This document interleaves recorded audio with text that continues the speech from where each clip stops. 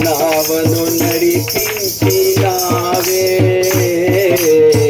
తీరము చూపించినావే, నావను నడిపించినావే, తీరము చూపించినావే. యేసయ్యా యేసయ్యా యేసయ్యా యేసయ్యా యేసయ్యా యేసయ్యా మా యేసయ్యా, యేసయ్యా యేసయ్యా మా యేసయ్యా. ఎవరు నీ ప్రేమ నాకిల చూపగలరు, ఎవరు నీ ప్రేమ నాకిల చూపగలరు. నా దేవా నా దేవా నా దేవా నా దేవా, నిన్ను విడచి నీ ప్రేమ మరచి, నిన్ను విడచి నీ ప్రేమ మరచి, నేనెటు పోగలను దేవా. ఎవరు నీ ప్రేమ నాకిల చూపగలరు, ఎవరు నీ ప్రేమ నాకిల చూపగలరు. నా దేవా నా దేవా నా దేవా నా యేసయ్యా. హల్లెలూయా. ప్రభు యేసు నామమునకే మహిమ కలుగును గాక. జ్ఞాపకం చేసుకోండి, యథావిధిగా బుధవారం నాడు స్త్రీల కూడిక 7 గంటలకు ఆరంభించబడుతుంది. మరొకసారి స్త్రీలైన వారందరినీ ప్రేమపూర్వకంగా ఆహ్వానిస్తున్నాను. మీరందరూ కలిసి వచ్చి అనేక విషయాలతో ప్రార్థన చేసి దేవుని యొక్క వాక్యాన్ని ధ్యానించండి, ఆత్మీయతలు ఇంకా వృద్ధి పొందండి, దేవుని యొక్క విషయాలు తెలుసుకోవడానికి ప్రయత్నం చేయండి. దేవుని స్తోత్రం కలుగును గాక. అలాగే శుక్రవారం ఉపవాస ప్రార్థన 7 గంటల నుంచి 9 గంటల వరకు జరుగుతుంది.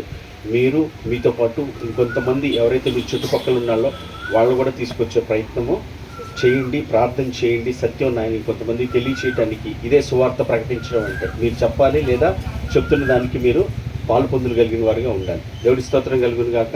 ఆదివారం ఆరాధన 6 గంటల నుంచి 9 గంటల వరకు జరుగుతుంది. దాంట్లో మీరు పాలు పొందులు పొందండి. త్వరలోనే మరి కన్స్ట్రక్షన్ జరుగుతుంది. ఒక 2-3 వారాలు కొంచెం మీరు ఉపయోగపడ్డారనుకోండి, ఆ తర్వాత ఇలాగ ఆరాధన చేద్దామన్నా కూడా మీకు నాకు దొరకదు. గొప్ప భాగ్యం. తుదికి కొద్దిగా మొదలైన నీవు మహాభివృద్ధిలోకి నడిపించబడతావు. ఇరుకు మార్గం గుండానే ప్రవేశించాలన్నాడు యేసు. నువ్వు ఈ మార్గం గుండానే వెళ్ళాలి. నువ్వు ఇలాగ వెళితేనే సంపూర్ణతలోకి పరిపూర్ణతలోకి వెళ్తావు. అలా కాకుండా పెట్టేసి గట్టిగా సెంటర్లు వేసి పెట్టేదానికి మీరు తినే హాయ్ అని పడుకుంటారండి. దేవుడికి అలా ఏమాత్రం ఇష్టమో లేదు. దేవునికి మహిమ కలుగును గాక. ఆయనతో శ్రమపడిన ఏడల క్రీస్తు తోటి వారసులు అంట. దేవునికి మహిమ కలుగును గాక. ఎప్పుడు వారసులు అవుతారంటే ఆయనతో శ్రమపడిన ఎడల అప్పుడు వారసులు అవుతారంట. దేవుని స్తోత్రం. ఆయన ఎలాంటి అవమానాలు, ఎలాంటి నిందలు, ఎలాంటి పరిస్థితులు మనం కూడా అలాగే వెళతాము. భయపడవలసిన విషయం లేదు. దేవుడు మనల్ని ఎప్పుడు విడిచిపెట్టాడు. ముగి ప్రార్థన చేసుకుందాం. కళ్ళు మూసుకొని తలవంచినట్లయితే. మహోన్నతుడు ఒక దేవ తండ్రి, నీకే వందనాలు, స్తుతులు, స్తోత్రాలు. నాయన మేమేమై ఉన్నాం మీ కృప, మేమేమన్నా కూడా మీ కృప. మీ పాదాలు చంపి పెట్టుకుంటున్నాం. మీ కృపను కోరుకుంటున్నాం.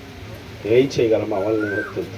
ఈ మాట సత్యం, ఈ మాట నిత్యం, ఈ మాటే నిరంతరం. మనుష్యుడు రొట్టె వల్ల మాత్రము కాదు కానీ నీ నుంచి వచ్చి ప్రతి మాట వల్ల బ్రతుకుతాడన్న ఈ వాక్యం చేత బలపరచబడి తృప్తి నొంది సంతృప్తి కలిగి జీవించే భాగ్యాన్ని దయచేయండి నాయన. మాకేం కావాలో, మాకేం చేయాలో నీవన్నీ ఎరిగినవాడు, ఎప్పుడు చేయాలో, ఎలా చేయాలో తెలిసినవాడు. వాటి మీద కాక నీవు ఎలాగ ఉండమంటున్నావో అలాగ ఉండేటటువంటి జీవితాలు మాకు దయచేయమని వాక్యమైన అర్థంలో మా సహజ మొహాన్ని చూసుకునే వాళ్ళగా నా తండ్రి సరిచేసుకొని సరిదిద్దుకొని నీ వాక్యాన్ని అనుసరించి నడిచేవారిగా ఉండడానికి సహాయం చేయండి. ఈ మార్గంలో గుండా వెళుతూ ఉండగా నా తండ్రి ఎన్నో శ్రమలు వస్తాయి, ఆటంకాలు, పోరాటాలు, వ్యతిరేకతలు, నిందలు, అవమానాలు ఎన్నో వస్తాయి నాయన.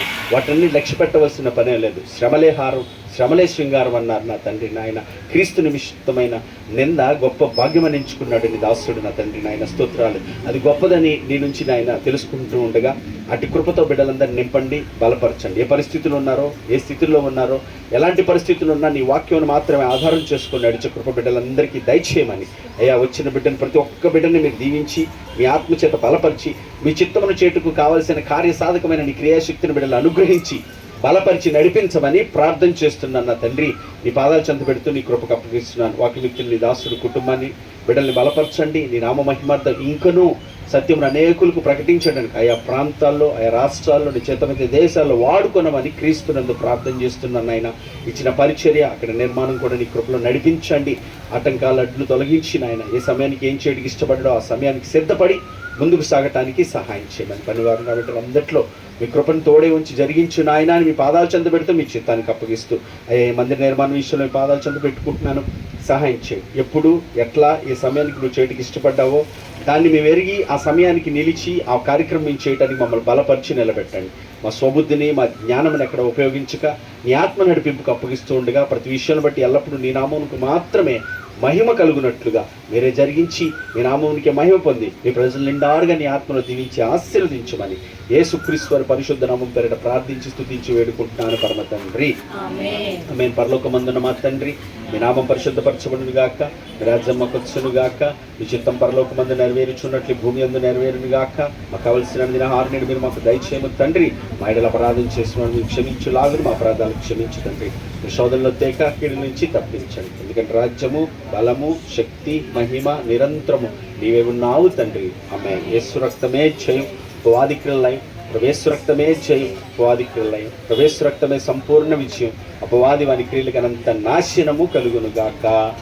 ఆమేన్. ఆశీర్వాదంతో ముగించుకుందాం. సర్వ సృష్టికర్త అయిన మన తండ్రి అయిన దేవుని ప్రేమయు, సర్వమానవాళి రక్షకుడైన మన ప్రభువైన యేసుక్రీస్తు వారి యొక్క కృపయు, మనల్ని ఆదరించి బలపరిచి మన ఎందు తండ్రి చిత్తమును జరిగించే పరిశుద్ధాత్మని యొక్క అన్యోన్య సహవాసము, సన్నిధి, సహాయం కూడి ఉన్న మనకును, సకల జనులకు, వాక్యమిత్రుల సేవకుని కుటుంబానికి, సకల పరిశుద్ధులకు జరుగుతున్న ఆరాధనలకు ఈరోజు దినపు కోడికలన్నిటికీ తోడే ఉండి ఆయన కృపలో బలపరిచి ఆయన మహిమ కొరికే జరిగించును గాక. ఆమేన్. ప్రేమ సమాధానాల కర్త అయిన దేవుడు మనందరికీ తోడే ఉండును గాక. God bless you. దేవుడు మిమ్మల్ని అందరినీ ఆత్మలో ఆశీర్వదించి దీవించును గాక.